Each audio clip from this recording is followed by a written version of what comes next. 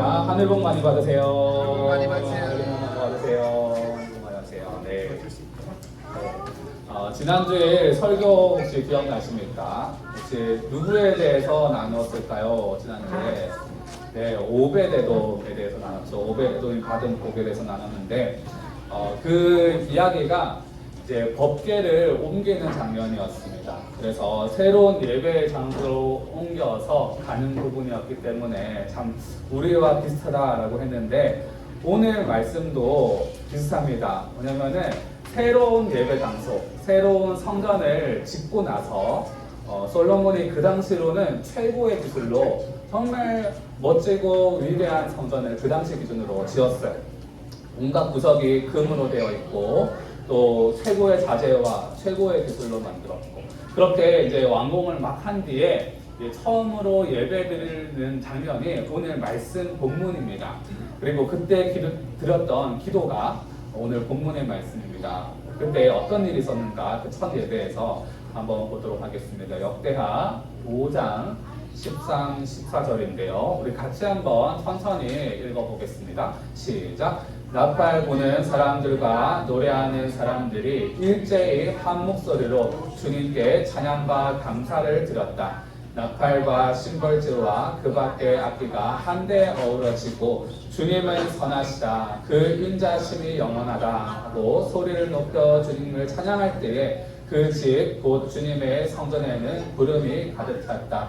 주님의 영광이 하나님의 성전을 가득 채워서 구름이 자욱하였으므로 제사장들은 서서 이를 볼 수가 없었다. 네, 무슨 일이 있었대요?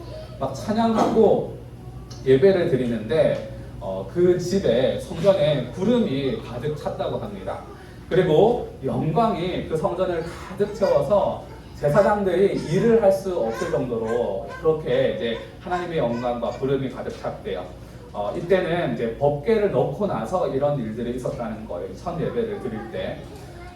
그런데 왜 이런 구름을 주셨을까? 뭐 이런 말씀이죠. 하나님이 내가 이 성전을 기뻐한다.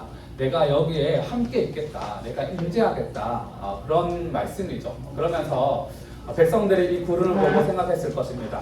내가 여기서 예배를 드리면 하나님이 받으시겠구나. 네, 그런 느낌을 받았을 수가 있어요. 자, 이거는 예배를 시작할 때 있었던 일들이고 마칠 때쯤에 또 다른 일이 있었습니다. 역대하 7장 1절 2절 말씀 이것도 한번 같이 읽어보겠습니다. 시작! 솔로몬이 기도를 마치니 하늘에서 불이 내려와 번제물과 제물들을 살라버렸고 주님의 영광이 그 성전에 가득 찼다. 주님의 영광이 주님의 성전에 가득 찼으므로 제사장들도 주님의 성전으로 들어갈 수 없었다. 네, 이제는 마칠 때쯤에 무슨 일이 있었나요? 불이 내려왔습니다.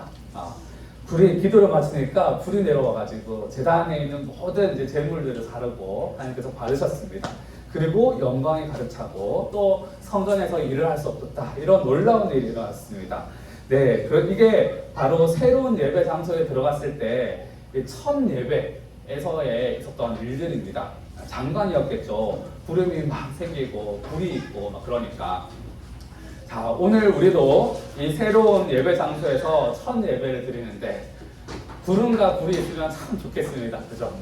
참 좋겠는데 안타깝게도 구름도 없고 불도 내리질 않습니다. 제가 이 설교문을 작성하면서 그래도 혹시나 하나님께서 은혜를 베푸사 구름을 주실 수도 있지 않을까 이런 상상을 해봤지만 아마도 구름이 자욱하고 불이 내려오면은 이 가게가 가만히 있지 않겠죠. 그죠? 이제 위험할 수 있으니까 또 그 11911 전화 오기도 하고 그럴 테니까 아마 하나님께서 북창동 순두부 가게와 우리를 배려해서 구름과 불을 내려주고 있지 않은 줄로 믿습니다. 그럼에도 불구하고 하나님이 여전히 구름과 불이 없어도 여전히 우리와 함께 계시는 줄로 믿습니다. 물리적으로는 영광을 볼 수가 없지만 사실 유다 백성들도 그 영광의 또 하나님의 임재의 실체를 본 건 아니에요. 그러니까 물리적인 구름을 봤을 뿐이지. 우리도 영광을 보고 싶은데 실제로 보면은 바로 죽을 수도 있어요. 그래서 하나님이 배려해서 구름을 보여주기도 하는데 우리에게는 어떻게 보여주실까요? 아마도 우리의 삶과 교회와 또 예배를 통해서 하나님의 영광이 드러나면서 이 구름을 보여주시는 것 같습니다. 그런 하나님의 인재와 영광을 앞으로 더 가시적으로 볼 수 있는 우리 교회가 되었으면 좋겠습니다. 구름은 그런 하나님의 인재와 영광을 보여준다면은 불은 나중에 왜 내려주셨을까요? 하나님이 왜 불을 내려주셨을까? 불은 보통 기도에 대한 응답으로 내려주십니다. 엘리야가 바알 선지자들과 영적인 대결을 벌였죠. 그때 제단에 하늘에서 불이 내려와서 그 제단을 살랐습니다. 또 초대교회 때 성도님들이 함께 밤낮으로 막 기도할 때 성령의 불이 하늘에서 내려와서 그렇게 또 불을 내려주셨죠. 그것처럼 오늘 말씀에서도 솔로몬이 하나님께 기도했는데 그 기도의 응답으로 불을 내려주셨습니다. 그렇다면 우리도 이 예배에서 하늘에서 가시적인 불이 아니라 성령의 불이 내려오길 사모해야겠죠.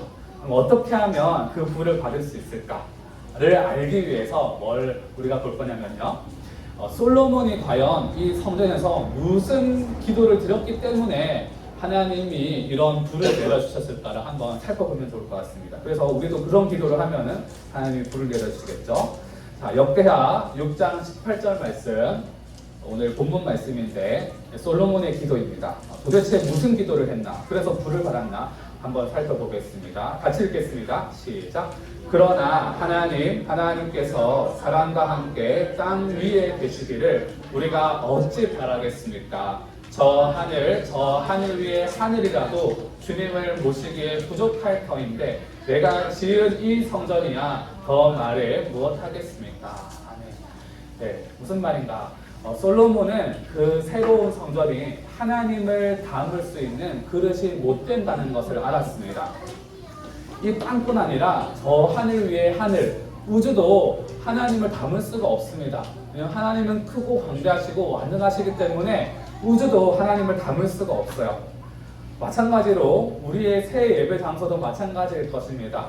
하나님은 어떤 공간에 임하시기도 하고 영광을 보여주시기도 하지만은 이 공간 안에 갇혀 계실 수 있는 분이 아니시죠. 그래서 그걸 뭐라고 하는가? 우리가 어려운 말로 무소부재하라고 말을 합니다. omnipresence라고 하는데 이 말은 뭔가냐면은 하나님은 시간과 공간을 초월하신 분이시죠. 피조 세계를 다 초월하신 분이십니다. 그래서 초월했기 때문에 모든 곳에 있을 수 있는 분이십니다. 그래서 그것이 바로 무소부재, 없는 곳이 없는 분이라고 할 수 있습니다. 그래서 우리에게도 아마 교회 건물이 있으면 참 좋을 것 같아요. 유용하게 쓸 수 있을 것입니다. 모임도 하고 예배도 하고 정말 편하겠죠. 상공부도 함께 쉽게 할 수 있고. 그런데도 불구하고 그런 건물이 없어도 우리가 카페에서 예배드리고 식당에서 예배드리고 또 집에서 목장으로 예배드리고 또 상공부도 하고 그렇게 할 수 있는 것은 하나님이 공간 안에 갇힌 분이 아니시기 때문에 무소부재하신 분이기 때문에 어디서든 예배할 때 하나님을 경험할 수가 있습니다. 그래서 내가 주일 예배뿐 아니라 일상에서도 하나님을 경험하고 싶다, 하나님을 만나고 주님의 임재와 그 뜻을 경험하고 싶다 하면은 내가 있는 그 자리에서 예배하면 됩니다. 목장으로 모여서 예배 드리시고 가정에서 함께 예배 드리시고 특별히 자기 전에 추천합니다. 자기 전에 우리 아이들과 함께 기도하면서 그분의 임재를 우리 가정에서도 누릴 수가 있습니다. 직장에서도 누릴 수 있고. 왜냐하면 하나님은 성전에 어떤 공간에 갇혀 계신 분이 아니기 때문에. 그러면 하나님이 성전에 갇혀 있는 분이 아니시고 성전에 사는 분도 아닌 것을 알면서도 성전을 왜 지었을까? 왜 필요했을까? 그 이유가 20절, 21절에 나옵니다. 이 말씀도 좀 길지만 먼저 첫 번째 20절은 형제님들이 읽어주시고 21절은 우리 자매님들께서 읽어주겠습니다. 20절 같이 읽겠습니다. 시작. 주님께서 낮이나 밤이나 눈을 뜨시고 이 성전을 살펴주십시오. 이곳은 주님께서 주님의 이름을 두시겠다고 말씀하신 곳입니다. 주님의 종이 이곳을 바라보며 기도할 때에 이 종의 기도를 들어주십시오. 자매님 시작. 그리고 주님의 종인 나와 주님의 백성 이스라엘을 이곳을 바라보며 기도할 때에 그 기도를 들어주십시오. 주님께서 계시는 곳 하늘에서 들으시고 들으시는 대로 용서해 주십시오. 아멘. 네, 이 말씀을 볼 때 성전을 왜 만들었다고 이야기하고 있습니까? 솔로몬이 왜 만들었을까요? 뭐냐면은 21절에 주님의 종이 이곳을 바라보며 기도할 때 종의 기도를 들어달라고. 그래서 성전을 만든 것입니다. 또 22절에도 백성 이스라엘이 이 성전을 향해서 이 성전을 바라보면서 기도할 때 하나님이 그 기도를 들어달라고 성전을 만들었다고 그렇게 말씀하고 있습니다. 그래서 성전을 왜 만들었는가 하면은 기도하려고 만든 것입니다. 그리고 그 기도에 하나님 응답해 달라고 그렇게 하려고 성전을 만든 것입니다. 그래서 예수님도 성전에 대해서 이렇게 말씀하십니다. 마태복음 21장 13절 같이 읽겠습니다. 시작. 그들에게 말씀하셨다. 성경에 기록된 바 내 집은 기도하는 집이라고 불릴 것이다 하였다. 그런데 너희는 그것을 강도들의 소굴로 만들어 버렸다. 네. 예수님도 생각했던 그 성전의 기능이 무엇인가? 기도하는 집이라고 말씀하십니다. 네. 우상은 신당에 살고 우상 안에 있다고 사람들이 믿지만은 하나님은 그런 성전에 어떤 공간에 사시는 분이 아닙니다. 성전에는 왜 있는가? 기도하려고 있는 것입니다. 그래서 솔로몬이 이렇게 기도한 거죠. 하나님, 이 성전을 바라보고 기도할 때 들어주십시오. 응답해 주십시오. 라고 기도할 때 하나님이 무엇을 내려주셨을까요? 불을 내려주신 것입니다. 그 말은 뭔가 하면은 너희가 이 성전을 향해서 기도할 때 내가 그 기도를 들어주겠다 라고 말씀하시는 거죠. 그러면 우리는 성전이 없는데 어떻게 기도할까요? 북상도 순두부집에 이제 매일 기도하러 와서 기도해도 괜찮을까요? 안 되죠, 그죠? 매상 올려주면 괜찮을 수도 있습니다. 네. 그래서 솔로몬 때 불을 주시면서 여기가 내 성전이다, 여기가 기도하라 라고 말씀하셨던 것처럼 오늘날에도 하나님께서는 우리에게 성령의 불을 주시면서 선택하신 성전이 있습니다. 어디인가? 네, 고린도전서 6장 19절 말씀 같이 읽겠습니다. 시작. 여러분의 몸은 여러분 안에 계신 성령의 성전이라는 것을 알지 못합니까? 여러분은 성령을 하나님으로부터 받아서 모시고 있습니다. 여러분은 여러분 자신의 것이 아닙니다. 네, 하나님께서는 우리의 몸이, 우리 육체가 하나님의 성전이라고 말씀하십니다. 또 예배소서 2장 20절, 22절, 예배소 22절까지 같이 읽겠습니다. 시작. 여러분은 주님 안에서 네, 다 적었군요. 같이 읽겠습니다. 시작. 여러분은 사도들과 예언자들의 터 위에 세워진 집이며 그리스도 예수께서 친히 그 모퉁이 돌이 되셨습니다. 주님 안에서 건물 전체가 서로 연결되어 주 안에서 거룩한 성전으로 자라가고 있습니다. 그 다음 절 시작. 그리스도 안에서 여러분도 함께 지어져서 하나님의 성령으로 거하실 처소가 됩니다. 네, 하나님의 처소 그리고 거룩한 성전으로 자라가고 있다. 우리 공동체가 그렇게 성전으로 자라가고 있다라고 말씀하고 계십니다. 그러면 이때 우리가 또 한 단계 먼저 생각해 볼 게 있는데요. 성전에 대해서 더 알아보기 전에 솔로몬이 기도할 때 하나님 성전을 놓고 기도할 때 이러하니까 좀 기도에 응답해 주십시오 라고 이유를 댄 게 두 가지가 있었어요. 뭔가 하면은 20절에 이렇게 말씀하시죠. 주님께서 낮이나 밤이나 눈을 뜨시고 이 성전을 살펴주십시오 라고 말씀하고 있습니다. 뭐냐면은 하나님 그 성전에서 기도할 때 응답해 주십시오 라는 기도 앞에 이 기도가 먼저 있는 거예요.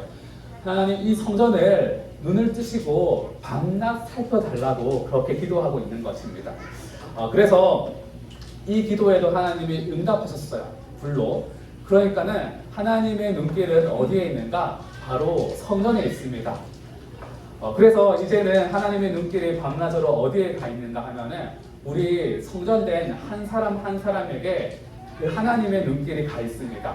24시간 CCTV처럼 가 있어요. 그래서 여러분 누가 계속해서 우리를 바라보고 있으면 어떤 마음이 들까요? 그분에게 말을 한번 걸어보는 게 정상이 아닐까요? 계속 나를 바라보고 있는데 내가 그 사람과 계속 무시해. 그러면 그 말을 안 해. 그럼 그 사람 무시하는 거잖아요. 하나님도 우리를 계속해서 바라보고 계신데요. 그런데 하나님께 바라보고 계시는 분에게 우리가 인사라도 하고 반응을 하고 말을 하는 게 정상이겠죠. 그게 하나님을 무시하지 않는 겁니다. 그래서 그렇게 하나님께서 우리를 바라보고 계시기 때문에 우리가 기도하는 집이 되어가는 거예요. 그리고 또 공동체에 하나님의 눈길이 있다고 했죠. 그래서 아마도 여기 이 공동체를 하면서 하나님의 눈길이 있을 겁니다. 아마 이 정중앙 이 하민이나 우리 민주 목사님 쪽에 하나님의 눈길에 시선이 막 다 있을 거예요. 왜냐하면 우리가 성전이기 때문에. 또 성전에는 무엇이 있나 이렇게 말씀하고 있습니다. 밤이나 낮이나 눈을 뜨시고 이 성전을 살펴주십시오. 눈길이 있고, 두 번째로는 이곳은 주님께서 주님의 이름을 두시겠다고 말씀하신 곳입니다 라고 말씀하고 있어요. 그리고 성전에는 또 무엇이 있는가? 주님의 이름이 있다고 말씀하고 계십니다. 그래서 우리 각자에게 하나님의 이름이 달려 있어요.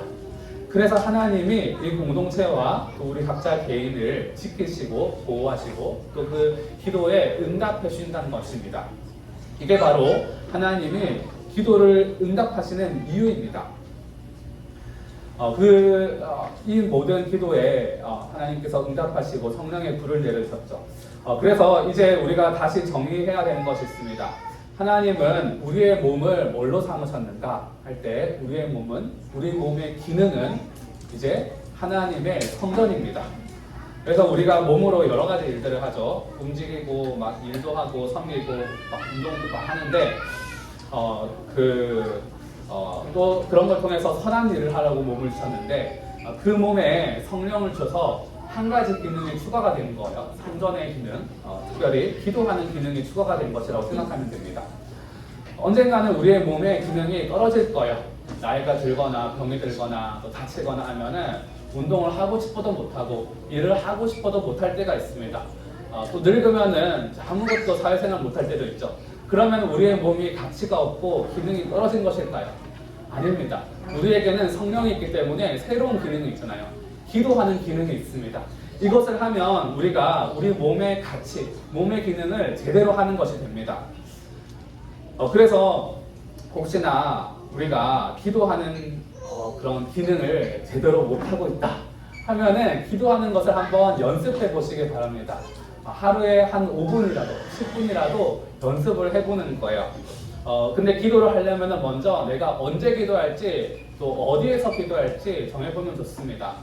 자기 전에 아니면 일어나서 아니면 출근하기 전에 이런 때를 정해보시고 장소도 한번 때에 맞춰서 장소도 정해지겠지만 장소도 정해보시고 아니면은 내가 몇 분은 이번 주에 해보겠다 목표를 처음에는 정해보는 것도 좋은 것 같아요.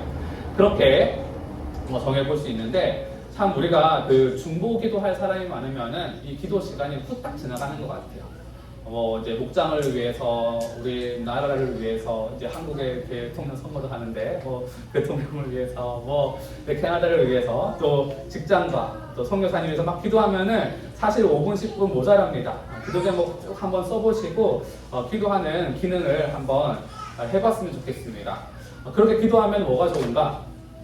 뭐든지 무슨 물건이든지 사람이든지 제 기능, 제 역할을 할 때 만족감을 누리는 것 같아요. 행복한 것 같습니다. 또 재미가 있고 기쁩니다.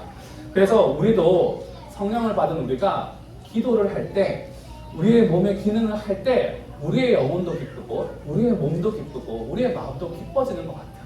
그래서 기도를 하면 할수록 재미가 있어집니다. 우리의 세포도 막 기뻐하는 것 같아요.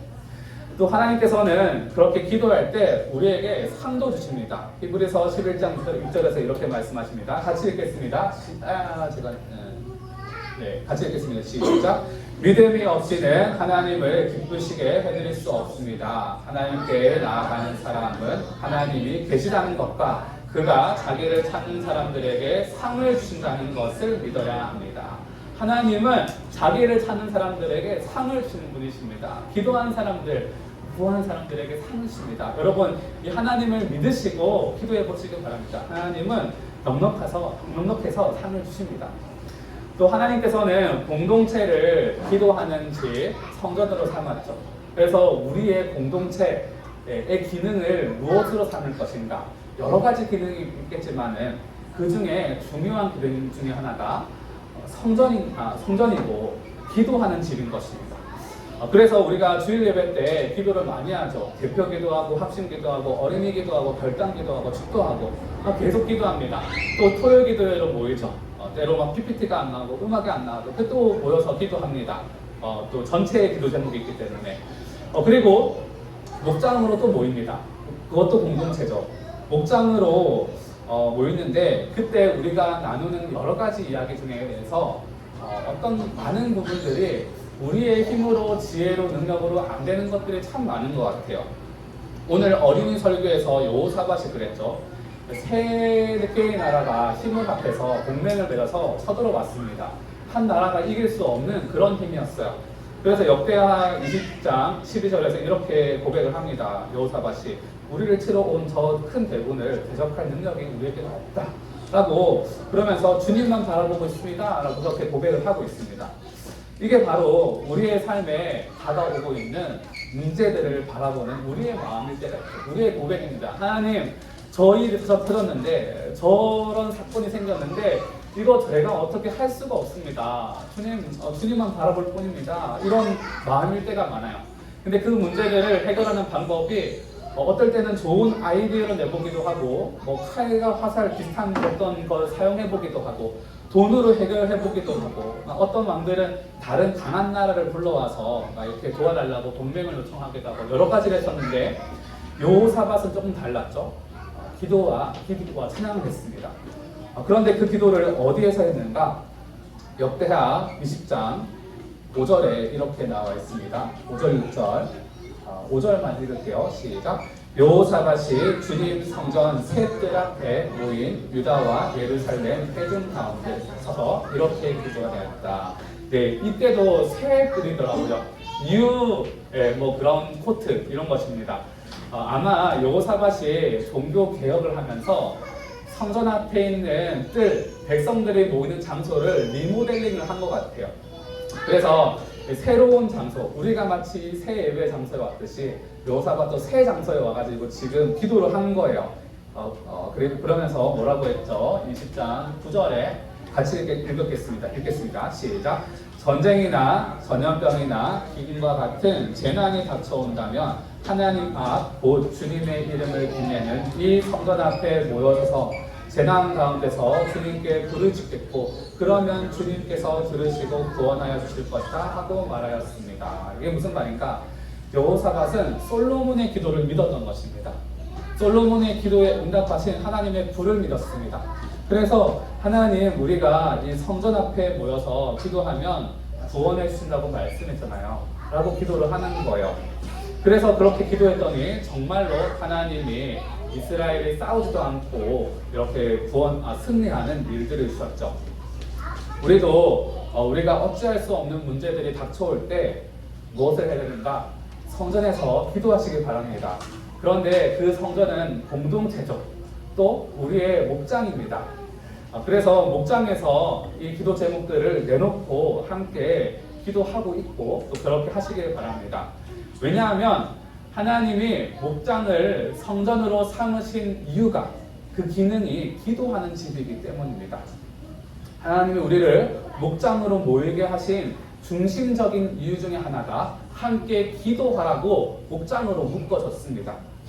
그리고 그 목장에서 기도하면 왜 기도 응답이 있는가? 하나님의 눈길이 목장에 있으니까. 하나님의 이름이 우리 목장에 있기 때문에 우리가 목장에서 기도할 때 하나님이 들으시고 응답하신다는 것입니다. 그게 오늘 말씀입니다. 그래서 목장에서는 기도 제목 놓고 서로 각자 기도도 해주겠지만은 되도록이면 목장에서 나눈 기도 제목을 그 자리에서 그 시간에 함께 기도해 주셨으면 좋을 것 같습니다. 하나님의 눈길을 의식하면서 하나님이 우리 목장 공동체를 보고 있어 라는 것을 의식하시면서 유튜브로 신나는 찬양 틀어놓고 같이 한번 기도해 봤으면 좋겠어요. 예전에 제 교회에서 이전에 다녔던 교회에서 새로운 상공부를 했는데 시작하기 전에 같이 기도하는 훈련을 했습니다. 그때 마지막 기수가 11명이었어요. 이제 작년 말인데 11명에게 이렇게 제가 요청했습니다. 여러분 중에서 가장 지금 필요한 기도 제목 제가 3가지만 선착순으로 받겠습니다 라고 했어요. 그래서 11명 중에 한 3명이 자기 기도 제목을 냈습니다.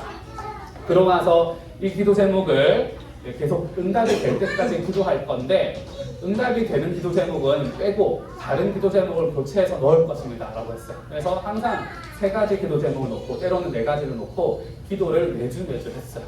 근데 감사한 거는 그 산공부가 수료를 할 때까지 13주 동안이니까 그 다음 주에 14주에 수료증을 주거든요.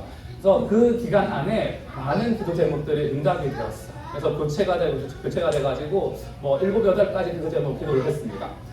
그런데 그 중에 어떤 게 있냐면은 신혼부부인데 이제 결혼을 하려고 하는데 집을 이제 구해야 되잖아요. 대출을 받아야 되는데 은행에 가니까 이제 대출을 원하는 만큼 안 해주겠다는 거예요. 그래서 어떻게 하나 뭐 기도 제목을 냈습니다.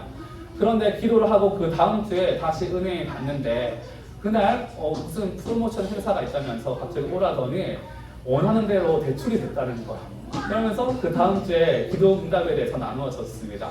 그리고 뭐 예를 들어서 VIP 방문을 위해서 기도했는데 그것도 몇 주 있다가 응답이 되었고, 목장에 방문하는 거. 그리고 어떤 분은 이제 이제 마치기까지 한 달 남았는데 이런 기도 제목을 내는 거예요. 오늘 이번 한 해까지 임신이 되었으면 좋겠습니다. 기도 제목을 내는 거예요. 그래서 야, 이거 되겠나, 지금 기도 제목 내가지고 되겠나 싶었는데 나중에 수료하기 전 주에 연락이 왔어요. 임신했어요 라고 연락이 왔더라고요. 그래서 그 기도에 응답하시는 하나님에 대해서 공동체가 같이 경험하는 시간들이 있었습니다. 그래서 목장에서 같이 기도하라고 하는 이유가 무엇인가 하면은, 먼저는 목장에 하나님의 눈길과 이름이 있으니까 우리가 목장에서 기도해야 됩니다. 우리의 기능이니까, 중요한 기능이니까. 두 번째로는 뭔가 하면은 공동체가 함께 기도할 때 하나님의 응답을 같이 경험하기 위해서입니다. 만약에 목사님만 집에서 기도하고 나면 어떻게 되는가? 기도 응답이 됐어요. 그러면 누가 기쁠까요? 기도 제목 낸 당사자랑 목사님만 기쁜 거예요. 옆에서는 구경꾼이 됩니다. 근데 그 자리에서 같이 기도했어요. 또 물론 집에서도 같이 기도해 줄 텐데 그렇게 기도하고 나서 기도 응답이 되면 누가 기쁠까요? 다 같이 기쁜 거죠. 왜냐하면 우리의 기도 제목이 응답이 됐으니까. 그래서 그렇게 기도 응답을 받으면은 그 체험들이 쌓이면서 우리에게 믿음이 되고 살아계신 하나님을 이제 VIP들에게 전할 수 있는 기회가 되는 것입니다. 그래서 같이 기도하시면 좋겠습니다. 근데 어떤 거는 정말 위급하고 참 마음이 안 됐다 싶은 기도 제목들이 한둘씩 나와요. 그럼 어떻게 되는가? 같이 기도할 때 따로 그 사람만 위해서 기도를 해주십시오. 만약에 아픈 사람이 있으면은 목사님이 인도를 해서 그 사람 몸 위에, 머리 말고 몸 위에 손을 얹어서 다 같이 둘러서 가지고 기도해 주기 바랍니다. 그렇게 할 때 우리의 손에 우리에게 능력이 있어서가 아니라 하나님의 능력이 있기 때문에 하나님께서 우리 목장 가운데 응답을 주실 줄로 믿습니다. 왜냐하면 하나님의 눈과 이름이 목장에 있고 그렇게 기도하면 들어주겠다고 불로 응답했으니까 그렇게 기도하는 것입니다. 그래서 결론적으로는 성전을 향하여 기도할 때 응답해 주십니다. 그렇게 응답해달라는 기도에 하나님이 불로 응답해 주셨습니다. 그래서 우리도 오늘 같이 그렇게 기도해 봤으면 좋겠어요. 하나님의 집인 우리의 몸, 그리고 공동체에서 기도하겠습니다. 이 기도의 집에서 기도할 때 하나님 응답해 주세요 라고 우리 찬양 후에 기도해 봤으면 좋겠습니다.